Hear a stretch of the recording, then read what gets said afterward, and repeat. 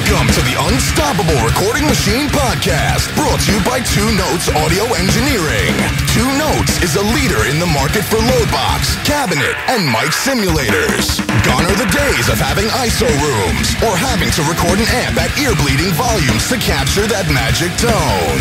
The Torpedo Live, Reload, and Studio allow you to crank your amp up as loud as you want, but record silently. Check out www.2-notes.com for more info. And now your host, Eyal Levi. Welcome to the Unstoppable Recording Machine Podcast. This is going to be an experiment of an episode. In the past, on Nail the Mix, we used to do something called the Winner's Circle Chat, where the person who won the mix poll for that month came on live stream with us to kind of talk through what they did, because we think that it's a cool thing to have the people who win the competition share a little bit of what they're doing. Maybe it can help some of their friends out. Maybe it can get more people in the community talking. Maybe it could just make everybody hate each other and everything fall apart and we die. But hopefully it just makes for a better learning environment. However, we stopped doing those because they kind of sucked. It was really hard to get people in time zones way different than our own on a video stream. It was hard to account for their quality of internet, and it was hard to account for their ability to speak English. And I don't want to sound bad, but when you have a live stream with lots and lots of people going, if the person can't really complete sentences too well, it's a very, very big downer. Whereas on a podcast, you can edit things and take your time.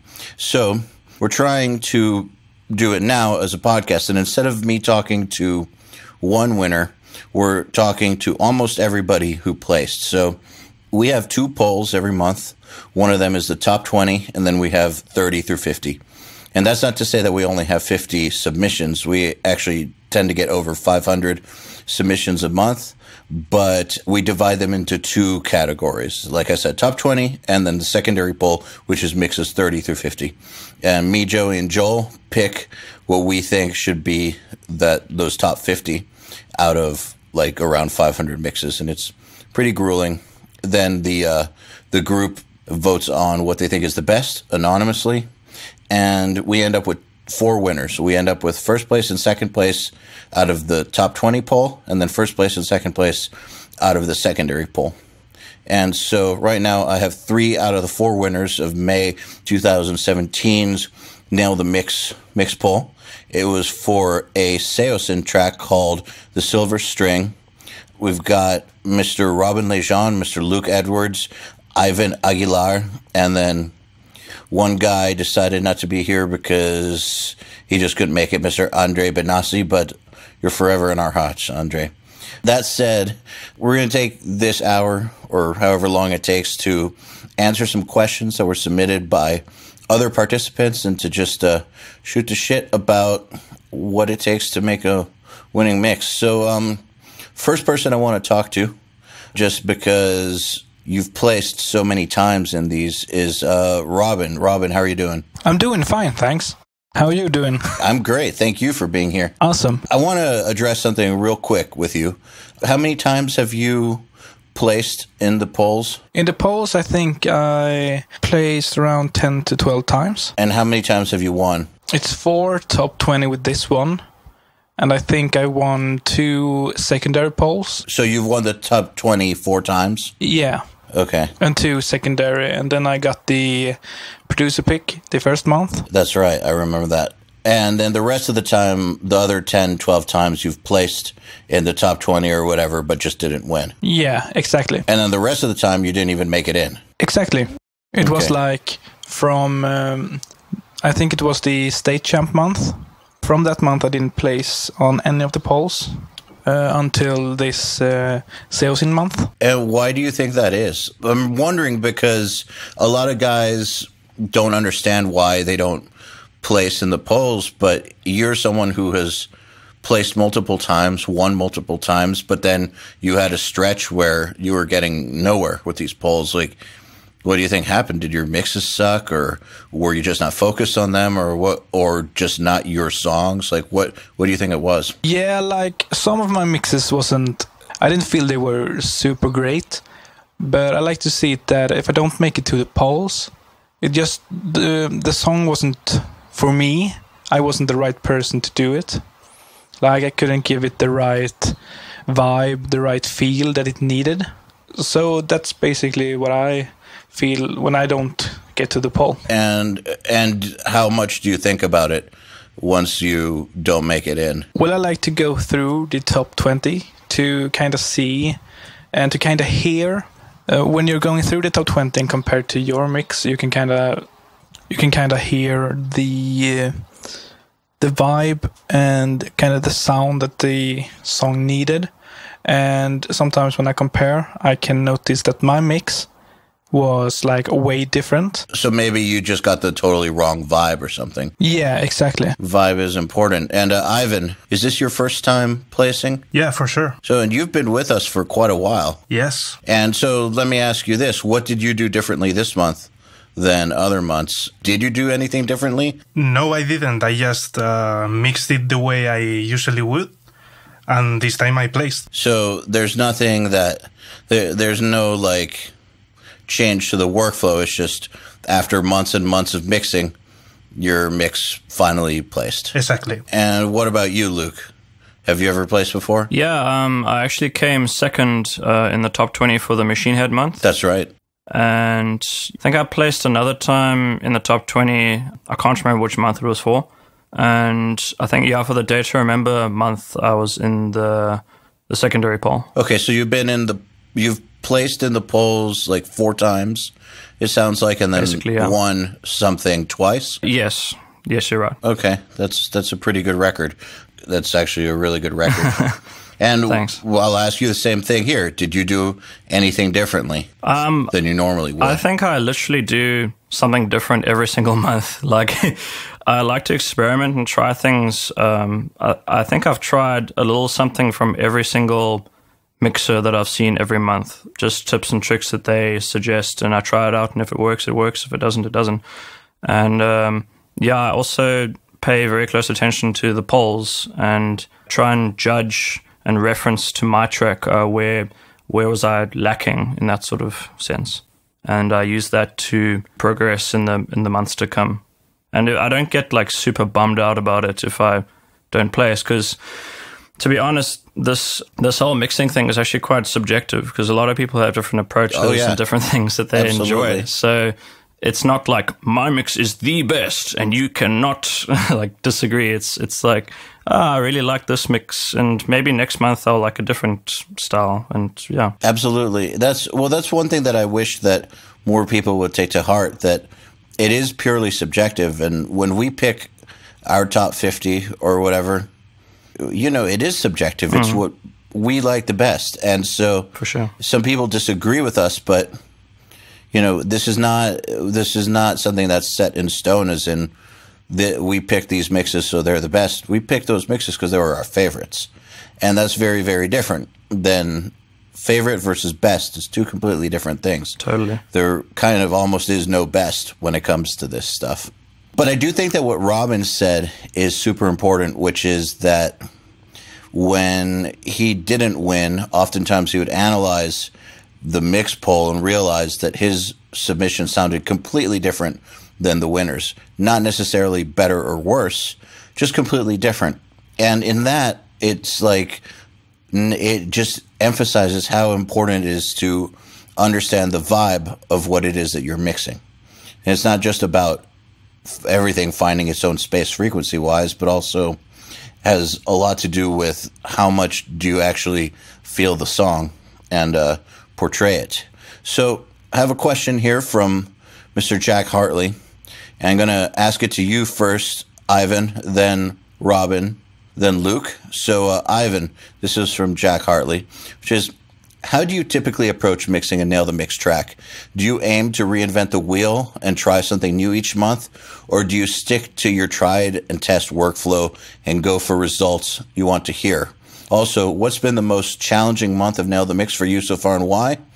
And what's been the most important thing you've learned from taking part in Nail the Mix? First thing, thanks, Jack, for the question. So I don't really do anything different. I just import the stems, I take a quick look at them, and I just start mixing. And I do basically the same I would with a mix for a client or a mix for my band.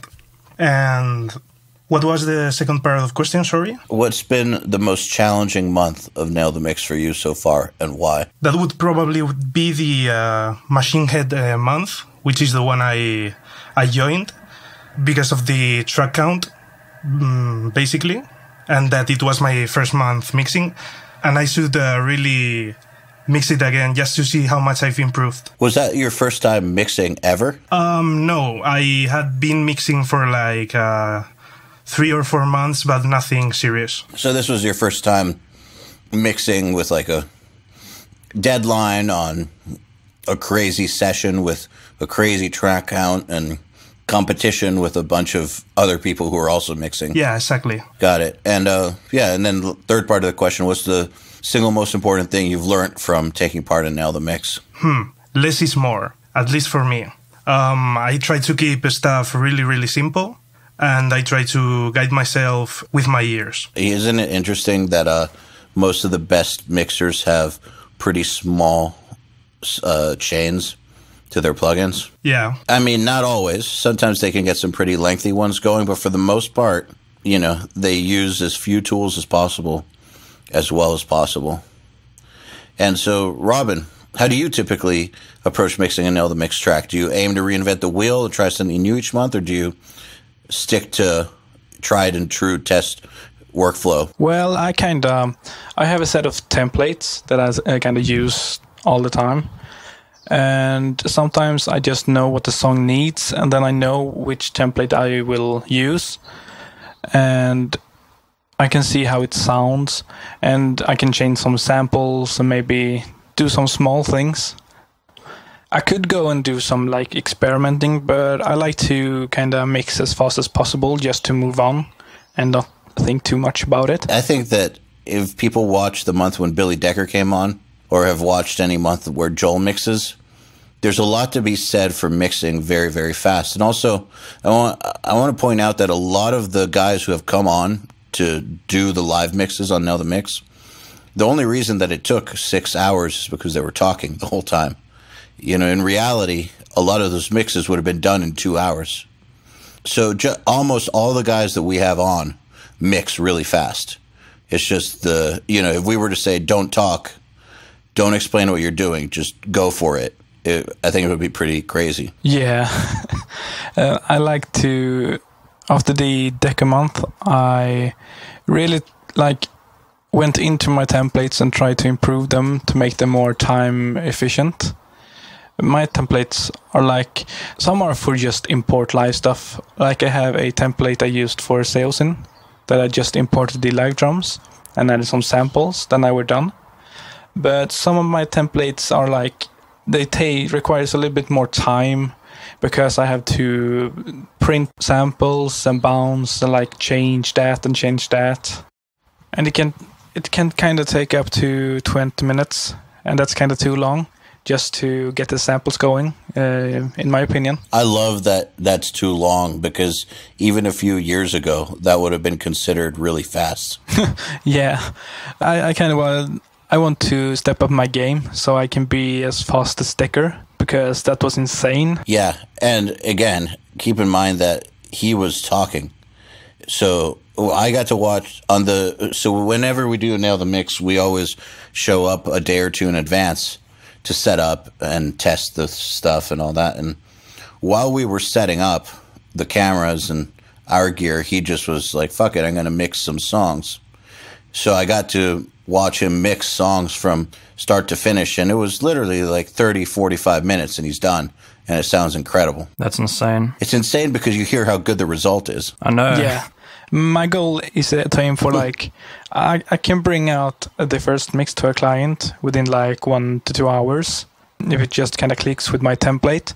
But if it doesn't, I have to make tweaks, and then it can take up to 3-4 hours before the first mix. That's still pretty fast, Robin.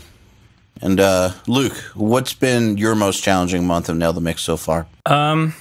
Well, I think my most challenging month was the first one. It was the one with Neck Deep, because that was like the first month where I really started like mixing. Before that, I was just doing like basic stuff. Like if I had an idea, I would record myself playing guitar. But this was the first month that I actually was mixing like a professional band with really well recorded tracks and all that stuff. And I kind of didn't know what I was doing, to be honest. I was just kind of slapping things together and seeing what would happen. And I actually ended up running out of time and I didn't submit that month. But that was a good learning curve for me. I learned to work faster, to go with my gut more, to trust my decisions, and then also referencing and just taking advice from different people, what they liked, what they didn't like, and that sort of thing. I think my second month was definitely the Gojira month, which was actually quite recently. I struggled with that quite hectically, if I'm honest. But yeah, it was still a good learning experience. What was tough about it? Well, just for me personally, I was struggling to get the low end right, because when I listened to all the people in the top 20, their low end was just like crushing and it was sounding great and it was just so mixed well with all the other instruments, and it wasn't like it was loud, but it wasn't overbearing. And I struggled to get that balance. Low end is oftentimes one of the absolute hardest things to get right. Oh, yeah. Yes, totally. Especially in metal. Well, yeah, definitely in metal. So, Ivan, here's one from Joseph Thibault, which is, what kind of room are you mixing in? Do you have any sort of treatment? No, I'm mixing in my bedroom, actually. Same. Now, okay, so 3 dudes mixing in bedrooms, but what does that mean? Because I've seen all kinds of different bedrooms. Like, do you guys have treatment? Are you mixing in headphones? Are you using monitors? Like, what's up? Well, I'm using just some JBL LSR 305s. No treatment, no sub, no anything. And are those, are those monitors or headphones? Yes, monitors. Okay. What about you, Luke? I have 0 treatment. I do have a sub, though, which I've brought in like a couple of months ago. It's like your basic home theater sub. It's not even that good like Andrew Wade's, but it really, really, really changed my life. Andrew Wade's is a basic home theater sub, too. Yeah, but his is a little bit more expensive. Like mine's like a ghetto sub. But it really does the job. Like, if I can say one thing to anyone listening to this is you seriously need to listen to Joel and everyone and just get a sub, because it really actually helps you so much just perceive what's going on down there, and it made my mixes improve by like at least 50%. I've always liked mixing with a sub. I know some people don't use one, and more power to them. But in my opinion, they're getting good mixes despite not having a sub, not because they don't have a sub. And what about you, Robin? Well, I'm in a room with no treatment, but I use monitors, but it's a Swedish made. And my headphones are the Focal Spirit Pro. And I kind of like to start with mixing with the headphones and start to reference in the monitors, because I like to use the headphones. I can get my low end right in my headphones because I trust them that much, because I've used them a long time. And if I hear a tight low end, then I know it's tight in my mix. And I like to walk around the room to kind of hear the low end sweet spots. And I can take a mix that has like 0 low end and hear in those sweet spots that it has no low end.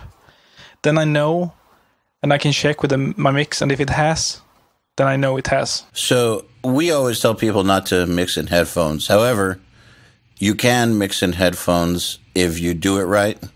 And one of the keys, a lot. Yes, exactly.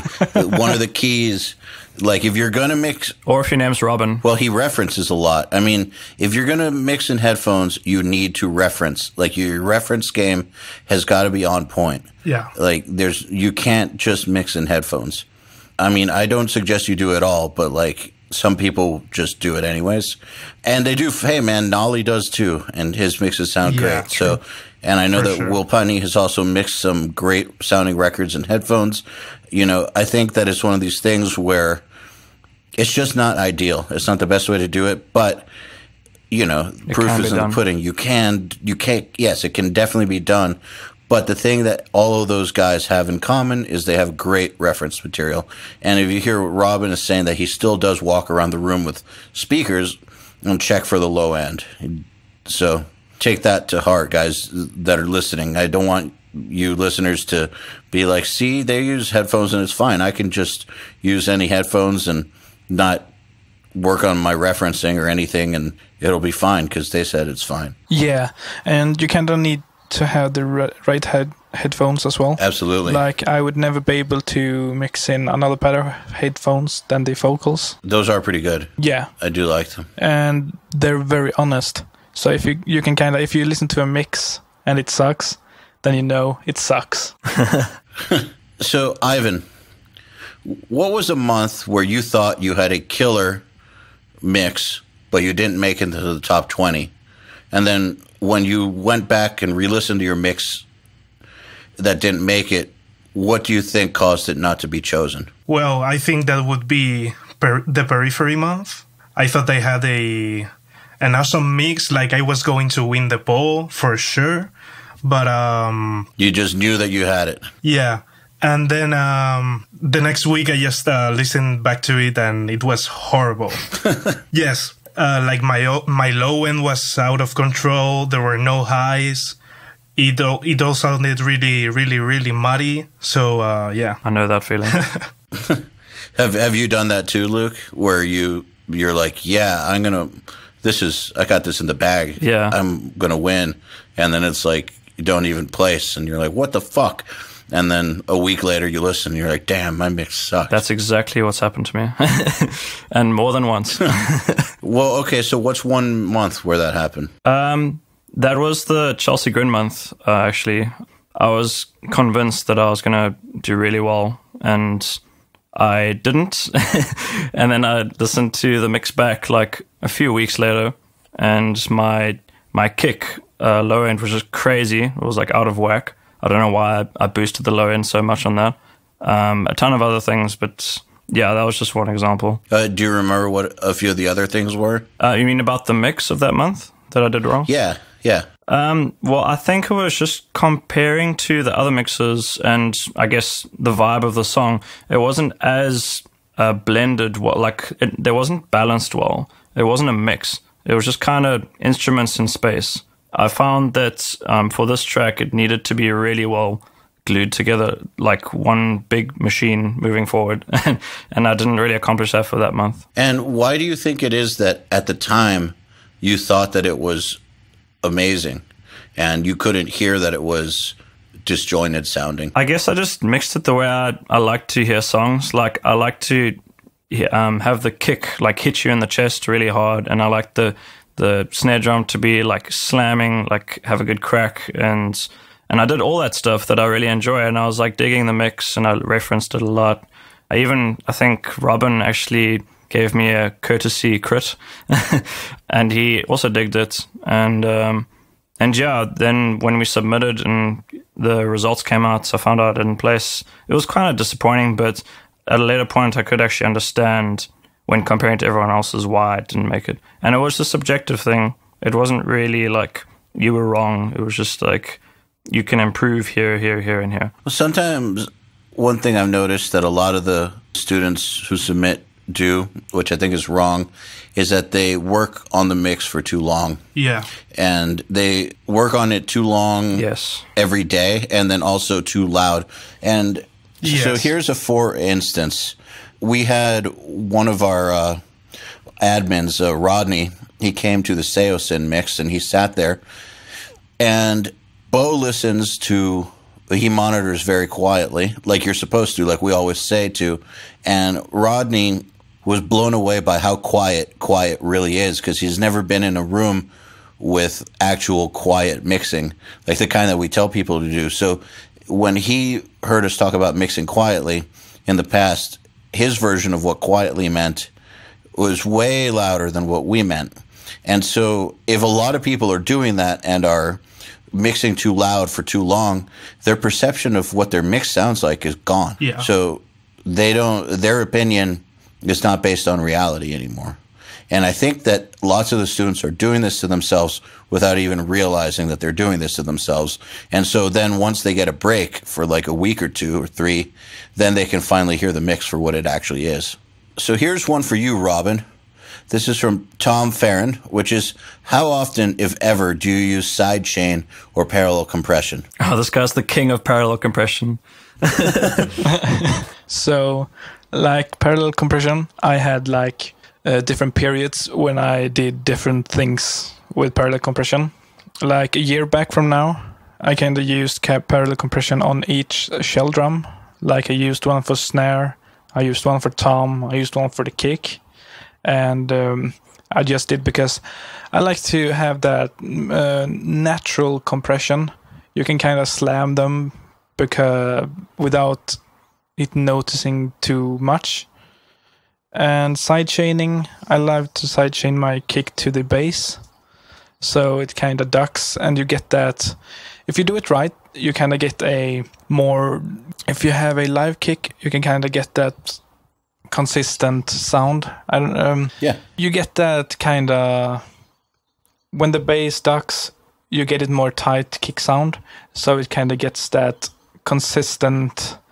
I like to call it the Joey kick. It just stays through and kicks in the face every time it comes. Like that ultra consistent. Yeah, low end exactly. kick. Tamed. So yeah, I like to do that with side chaining, but that's the only shading I do. You actually made a video about parallel compression. Yeah, and that's how I like to use parallel compression nowadays. Just to use like one sustained parallel compression and then one master to slam the whole kit together. So if you guys want to see the video that he made on parallel compression, just look in the show notes for this episode and we're linking it. It's really good. Here's one, and this one's for you, Luke. This is from Patricio Jesus, which is, what do you guys do for a living, if you don't mind me asking? Also, where does music fall in your lives? Is this mostly recreational, or do you all have professional goals? And we'll start with you, Luke. Okay, my day job is actually, I'm a technical customer support associate. I work for Amazon Web Services right now. So yeah, I mainly do IT and computer stuff, if you can dumb it down to that.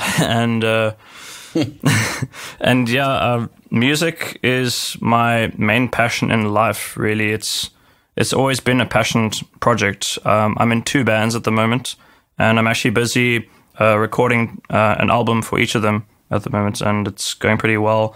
I don't do music as a full-time job or even part-time.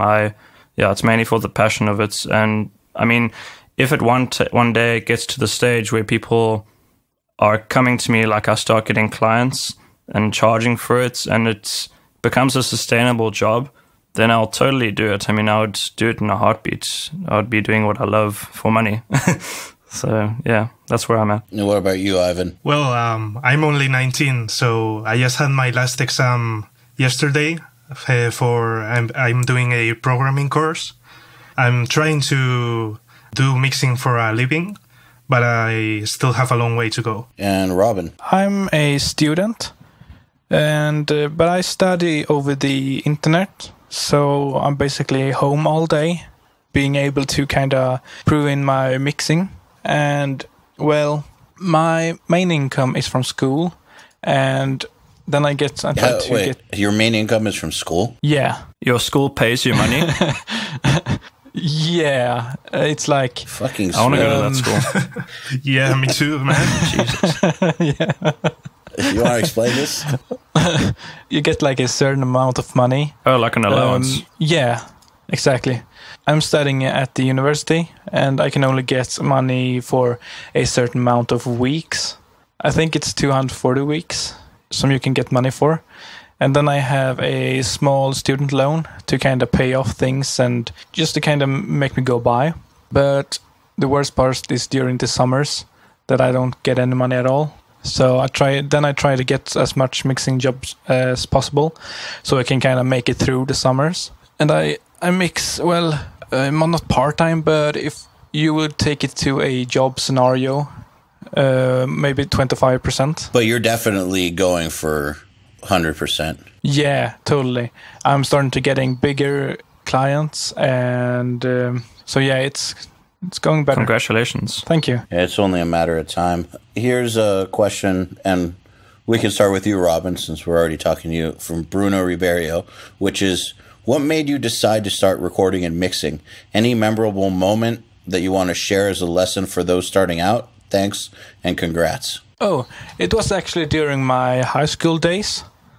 My teacher, I went to a special forums program that had like ITU, that had music and video, but I chose the more music path, and he kind of forced me he wanted someone to be more involved into recording, and so me and my friends started to record, and then I had to mix them.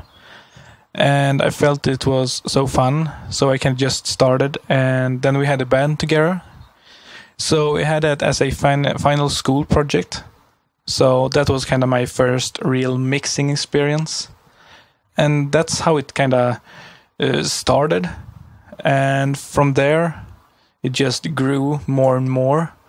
But it didn't go like serious till like around the podcast started, and 1 year after that the podcast started, I started to really take it more serious because I noticed I was getting much better. So, next question.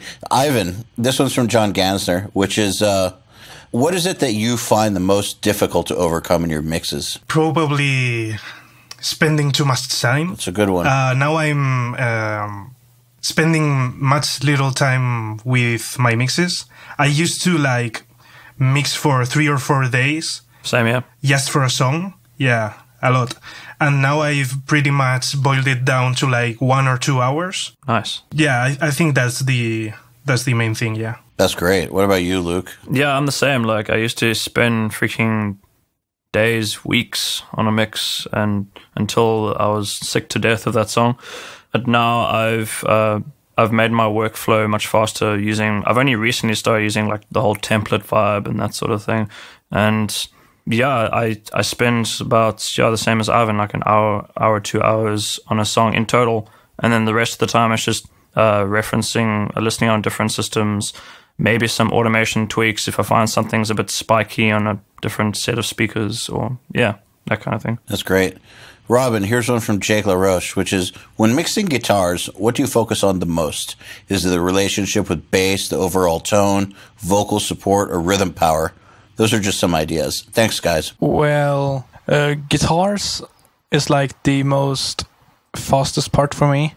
I just kind of load up a tone, and then I do my usual mixing, and then I leave it from there.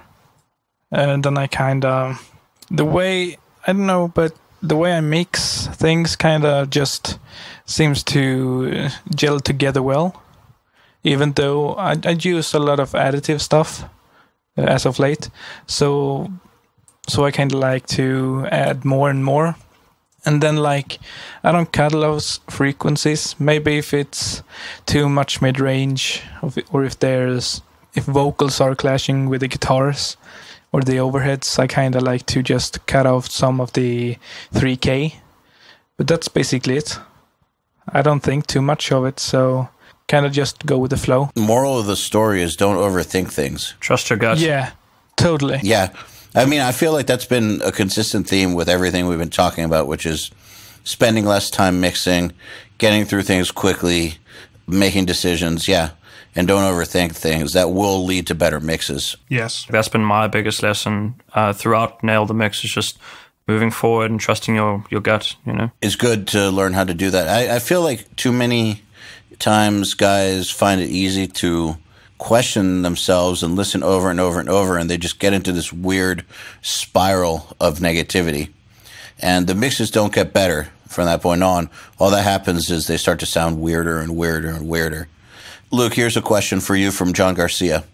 Was there anything in Bo's live mix that really surprised you? Like, for instance, how differently he solved a problem or got a sound? Yeah, definitely. I found it so interesting how many parallel chains he had, and when he was mixing the drums, it actually made sense to me in the end why he would do that, because you can fine tune every single aspect of your drum tone with just a bunch of faders. And he pretty much got the sound he was after really quickly. And it was a great sounding mix altogether. That's what really surprised me, is just how many different parallel chains he had and that sort of mixing style. I really liked that. Do you have anything to add to that, Ivan? No, I think pretty much the same, yeah. Or are you, Robin? I was very impressed by when he said he basically replaced all the drums. That surprised me too. Yeah. I was like, when I referenced the mix when I was mixing it, I was like, damn, he got those drums sound really good. How did he do it? And then in the live mix, he was like, yeah, but I decided just to scratch that. And you're kind of like, oh. Well, yeah, but at the same time, they don't sound fake. No, they don't. Sounds natural. Yeah, they sound great. They just sound really good. So to me, what's really impressive is that he got them sounding that good and natural and flowy with such a good vibe, 100% replaced. Like, if you had asked me, before that day, do I think that these are 100%, 50%, or 0% replaced, I would have said 25 to 30%. I would say it's mainly natural, but like with some samples for reinforcement, but not 100%. For sure, yeah. Holy shit. Yeah, kind of like the Neck Deep month with Wade, where he used samples just to kind of lift up the live drums. That's what I thought it was like. And it just goes to show that there's no right or wrong when it comes to using a tool like samples. It's all in how you use it. Samples doesn't mean that your drums have to sound fake or like a machine gun or like drums in space. That's just a bad use of samples. Just like when you tune vocals, it doesn't mean that it has to sound like Cher or T-Pain. Like it doesn't have to sound that way. It can sound that way, but it doesn't have to sound that way. It's all in how you use it. And so when people start to criticize the tools, it weirds me out because it's like the tool is completely independent of the use for it. You don't judge an inanimate object like a tool. Judge the person using it. If there's anything I hate in this world, it's like this elitist attitude towards anything, like mixing. And it's like, you can't do this. That's not right. You're going to go to mixing jail. And it's like, what, dude? Like, I'm mixing a song. And when people clashing down on samples, say like, the big producer doesn't use them. Yeah. Just look at CLA. Yeah. He uses samples, and I bet you have listened to like Sum for One or anything else he's done. Green Day, for example. Oh, Green Day. Oh, my word. All on the American Idiot album. The kick is a one shot. So I didn't actually know that. I didn't know that. Yeah. There you go. I mean, there you go. It's all in the hands of the user. Yeah. For sure. The user is who determines if something is good or bad, not the tool itself. The tool is just a tool. But yeah, there's a lot of weird elitism in a lot of audio groups and audio in general. And you know that we try to avoid that shit in our little neck of the internet because I fucking hate that stuff. Like, yeah, it's an endless discussion. That will like never exactly end. Just go in circles, eating its own tail, and for what? Like, what are people even really arguing? Most of the time, the people arguing don't know what the fuck they're doing when it comes to mixing. You listen to one either. of their mixes, and that's the thing. like, what the hell? Yeah, like, well, that's sometimes why when I used to engage these people, I don't anymore. I haven't for a while. I'd be like, all right, I want to hear your mix. Send me a mixtape, fam. Yeah, before I listen to another word that you're going to say about samples or not samples, I want to hear your best sounding natural drum mix. And if you don't have one, shut the fuck up. And to the people who are all about tube amps are so much better than Kempers or whatever. Oh, yeah. And hey, man, I love tube amps. I've got some great tube amps, of course, and I grew up on those. They're fantastic. However, the Kemper is also fantastic. And I find that most guys who talk shit have never even used a tube amp in their life. They wouldn't know how to mic up a cabinet if it landed on their fucking mom. Like, so that's why it's just pointless to argue with these people online. Yeah. And that's why we just totally don't even allow that stuff on our groups or in our community. It's just pointless and negative, and we prefer that if someone's going to have a really strong opinion, they better be able to back it up. Yeah. I love our community. Yeah, community's great. Okay, from Dominic Koenig, Robin. How much time do you spend on listening to rough tracks before you start mixing? Do you take notes while doing it? How do you feel or approach gut mixing? And how do you apply the gut mixing to your template workflow? I never listen to rough tracks. I just import them and see how it sounds in my template. What's the point of, right? What's the point of even listening to the rough tracks? Yeah. Well, like, I don't know. I don't get a vibe from listening to rough tracks. Like, if I listen to a clean DI, I can't tell... how it's gonna sit in mix. Okay, I'm a little different to you guys. Like when the stems are released for the month, the first thing I do is download them and I listen to not every single track, but like I like listening to the DIs because I can actually hear the quality, like how much sheen it has, and how I also listen to like the snare drum and all the different mics, and I like listening to how it is dry before I actually dive into like all the EQ and compression and samples and all that stuff. But yeah, that's just because I'm a freak. Yeah, I really enjoyed listening to the drum tracks from the Decamount. Those were like really amazed about how they sounded. I was Nashville, like, oh dude. Man, this sounds nothing like rock tracks. Yeah, the standards in Nashville are unbelievable. Well, here's the thing. I kind of fall in between where you guys are.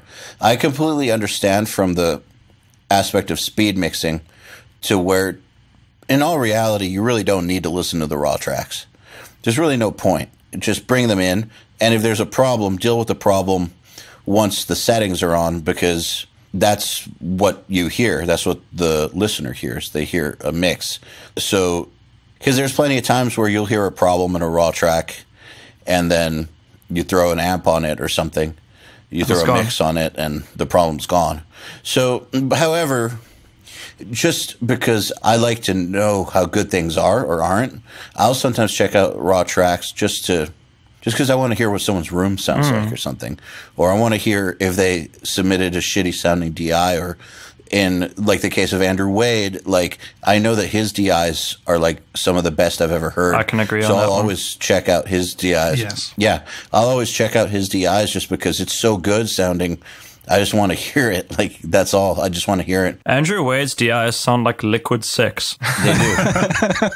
I don't understand why they sound that good, but they really do sound great. Yeah. Got that Wade touch. Yeah, which is a great touch. But the thing is, and I got to say that there's been plenty of times where I get a raw track and I hear it and I'm like, oh, it sounds like shit. And then I watch somebody else mix it and make it sound incredible. And that's why I've kind of decided that I don't really listen to them too much, because I've seen too many mixers take things that I thought sounded bad and made it sound really, really good. Yeah. True that. To where I'm with Robin. I'm with Robin on it. Just put the settings on it, go from there. But, sometimes curiosity gets the better of me. So, first of all, congrats to you guys and to our missing winner, Andre Benassi, for having the balls to submit month after month and for winning. Thank you guys for being a part of our community. It means the world to us. And do you guys have any last words before we kill you? How about you, Luke? I'd like to thank the family. Yeah, thanks, fam. No, I love this community so much, and I've just learned so much from the beginning, and I will pretty much never unsubscribe from URM, because it's just the stuff you just can't get anywhere else, I think. And for the price, it's crazy. Well, thanks for being a part of it.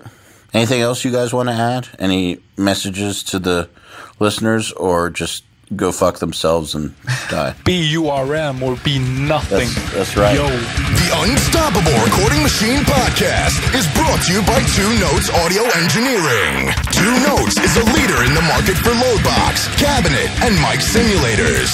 Gone are the days of having ISO rooms or having to record an amp at ear-bleeding volumes to capture that magic tone. The Torpedo Live, Reload, and Studio allow you to crank your amp up as loud as you want, but record silently. Check out www.2-notes.com for more info. To ask us questions, make suggestions, and interact, visit nailthemix.com/podcast and subscribe today.